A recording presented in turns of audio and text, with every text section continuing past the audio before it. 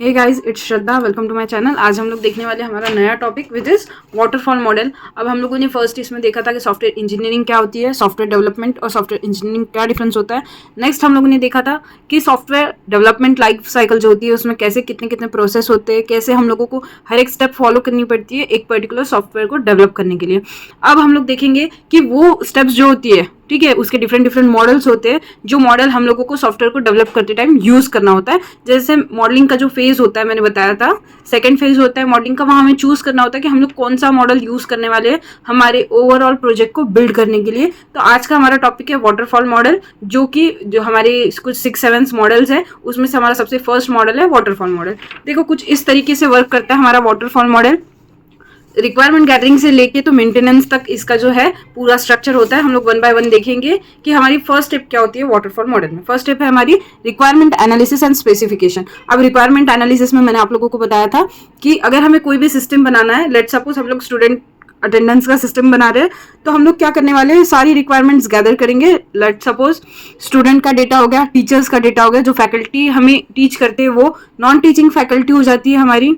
Then उसके बाद में जैसे लाइब्रेरियंस होते हैं या फिर कोई ऐसा डिपार्टमेंट लाइक स्टूडेंट डिपार्टमेंट होता है, फीस डिपार्टमेंट होते हैं, ऐसे डिफरेंट डिफरेंट डिपार्टमेंट्स है। तो हम लोगों को क्या करना है, रिक्वायरमेंट गैदर करना है, डिफरेंट कितने डिपार्टमेंट्स है, कितने नंबर्स ऑफ आईडीज लगने वाली है, ठीक है, teaching staff non teaching staff को कौन से पर्टिकुलर चीज़ों की एसेसिबिलिटी देनी है, किसको कौन सी चीज़ की पर्टिकुलर डोमेन की एसेसिबिलिटी नहीं देनी है। ये सारी चीज़ें हम लोग क्या करेंगे, पहले हम लोग रिक्वायरमेंट गैदर करेंगे। किससे? क्लाइंट से। हम लोग कौन है? हम लोग है सर्विस प्रोवाइडर। हम लोग है सर्विस प्रोवाइडर, ओके। और हम लोगों को ये जो रिक्वायरमेंट है ये किससे पता करनी है? हमारे क्लाइंट से पता करनी है, ठीक है। ये जो सारी की सारी इन्फॉर्मेशन है हमें रिक्वायरमेंट एनालिसिस या फिर स्पेसिफिकेशंस जो है, जो हमारे सिस्टम में हम लोग डेवलप करने वाले, ये हमें कौन बताने वाला है? क्लाइंट बताने वाला है। और हम सर्विस प्रोवाइडर नेक्स्ट स्टेप क्या करेंगे? डिजाइन करेंगे, ठीक है। ईआर मॉडल्स होते हैं, ठीक है, या फिर डिफरेंट डिफरेंट डिजाइन होते हैं जो हम लोग यूज करते हैं हमारे प्रोजेक्ट को बिल्ड करने के लिए, ठीक है। लेट सपोज ईआर मॉडल का आपको मैं एग्जांपल देती हूँ। यहाँ पर अटेंडेंस है, मैंने ये लास्ट इसमें भी बताया था आपको। अटेंडेंस है, उसको हम लोगों को क्या करना है? स्टूडेंट से कनेक्ट करना है एंड टीचर से कनेक्ट करना है, ठीक है। पर इसमें एक अटेंडेंस में क्या है, एक जो पॉइंट है वो क्या है? अपडेट करने का। अपडेट करने का पॉइंट है अटेंडेंस में। तो ये किसको कनेक्ट रहेगा? सिर्फ टीचर को, ठीक है। ये सिर्फ टीचर को कनेक्ट रहेगा। तो इस तरह से ये क्या बनने वाला है? ये हमारा ग्राफ बनने वाला है।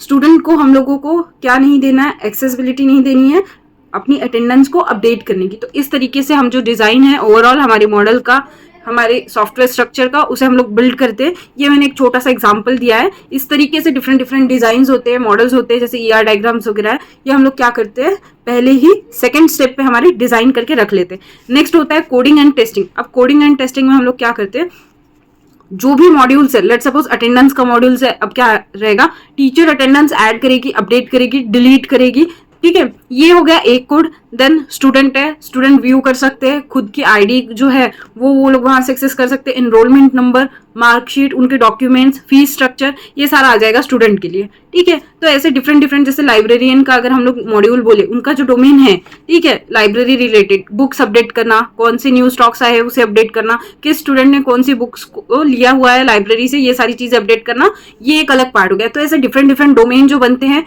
उसको कोड करना, टेस्ट करना कि वो प्रॉपरली वर्क कर रहे हैं या नहीं कर रहे हैं, ये आता है हमारा थर्ड फेज में, कोडिंग एंड टेस्टिंग में। देन हमारी जो फोर्थ फेज होती है वो होती है सिस्टम टेस्टिंग एंड इंटीग्रेशन, ठीक है। अब सिस्टम टेस्टिंग क्या होती है, लेट सपोज हम लोगों ने अटेंडेंस का मॉड्यूल बनाया, उसे टीचर, स्टूडेंट एंड वो जो अपडेट वाला जो फेज है उसके साथ में कनेक्ट किया।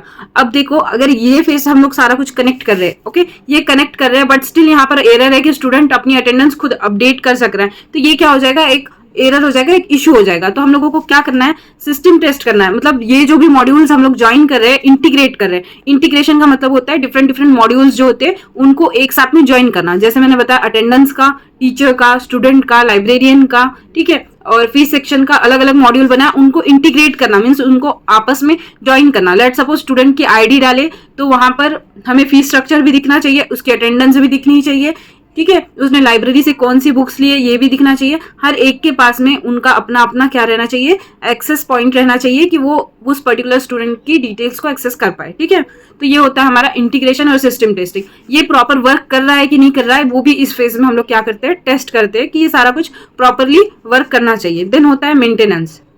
ठीक है, मेंटेनेंस में हम लोगों को क्या करना होता है, ये जो होता है, ठीक है, ओवरऑल हम लोगों ने सॉफ्टवेयर बनाया उसको मेंटेन करना है। बट इसका एक ड्रॉबैक मैं आपको बताती हूँ, जैसे कि ये जो वाटरफॉल मॉडल है, ठीक है, ये वाटरफॉल मॉडल है, रिक्वायरमेंट एनालिसिस जब आप करते हो, ठीक है, अगर आपने पूरी चीजें स्पेसिफाई नहीं की, आपके क्लाइंट ने पूरी चीजें स्पेसिफाई नहीं की हुई है, वहां पे आपने डायरेक्टली डिजाइन बना लिया है, देन कोड भी कर लिया है, सिस्टम टेस्टिंग भी कर लिया, इंटीग्रेट भी कर लिया, देन आप मेंटेनेंस फेज में हो, तो ये आपको बहुत ज्यादा डिफिकल्ट जाएगा। क्यों? क्योंकि वाटरफॉल, मैं आपको एक चीज बताती हूँ, देखो लेट सपोज ये एक मीन्स क्या बोलते हैं, रॉक्स है और वाटर यहाँ से फॉल हो रहा है।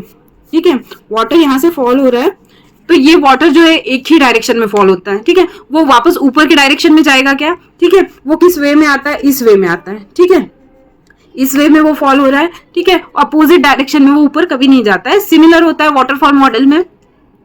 यहाँ पर इस मॉडल में जब आपने एक फेज कंप्लीट कर लिया और सेकंड फेज में आप चले गए हो, तो आप वापस से फर्स्ट फेज में नहीं जा सकते हो। मीन्स लेट सपोज आपने अगर आप कोडिंग टेस्टिंग सारा कुछ कर लिया, तो आप वापस से कस्टमर का फीडबैक लेके डिजाइन फेज में नहीं जा सकते हो या फिर रिक्वायरमेंट गैदरिंग फेज में नहीं जा सकते हो। आपको सारी की सारी चीजें रिक्वायरमेंट गैदरिंग जो फेज होती है, हमारा फर्स्ट फेज होता है, वहीं पे स्पेसिफाई करनी होती है। ठीक है, देन लास्ट में जब हम मेंटेनेंस पे पहुंचते हैं तो 60% ऑफ काम यहीं पे होता है मेंटेनेंस में। पता है क्यों? क्योंकि हम जब ओवरऑल सिस्टम बना रहे हैं, ठीक है, उसको मेंटेन करना बहुत हार्ड होता है। किसमें? वाटरफॉल मॉडल में। क्यों मेंटेन करना हार्ड होता है? क्योंकि यहाँ पे हम लोग कस्टमर का फीडबैक नहीं ले रहे, और कस्टमर का फीडबैक नहीं ले रहे, इसलिए ओवरऑल पूरा सिस्टम डिजाइन होने के बाद में अगर वो आपको कुछ चेंजेस बताता है या फिर कुछ एरर आते हैं आपके सिस्टम में, तो मेंटेनेंस फेज में उसको चेंज करना, मेंटेन करना, रिकोड करना, ये बहुत ज्यादा डिफिकल्ट हो जाता है आप लोगों के लिए। तो ये उसका एक डिसएडवांटेज है कि मेंटेनेंस जो होता है हार्ड होता है। वाटरफॉल मॉडल हम लोग सिर्फ स्मॉल और सिंपल प्रोजेक्ट्स के लिए यूज करते हैं, किसी भी हार्ड या फिर बड़े प्रोजेक्ट के लिए हम लोग वाटरफॉल मॉडल को यूज नहीं करते। क्यों? बिकॉज ऑफ उसका जो स्ट्रक्चर है, ठीक है, यहाँ पर कहीं पे फीडबैक स्ट्रक्चर नहीं है, आप बार बार चेंजेस नहीं कर सकते, आपका मॉडल पूरा हुए तक आप कोई भी उसमें चेंजेस, अपडेट, ये सारा कुछ नहीं कर सकते हो, इसलिए हम लोग इसे सिर्फ स्मॉल प्रोजेक्ट्स में यूज करते हैं। देन नेक्स्ट, ये जो ओवरऑल मॉडल है, ये हम लोगों ने अगर डिजाइन कर लिया, एक सॉफ्टवेयर हम लोगों ने बना दिया है, ठीक है, पूरा उसका वर्क हो गया है, तो उसके बाद में हम लोग अगर क्लाइंट कुछ फीडबैक बताता है, कुछ चेंजेस बताता है, तो इसमें करना बहुत ज्यादा डिफिकल्ट होता है। इसलिए ये मॉडल जो है आउटडेटेड है, इसे हम लोग अब ज्यादा यूज नहीं करते हैं। ओके, होप आपको वीडियो अच्छी लगी हो। Do like, share and subscribe to my channel. Thank you, bye bye.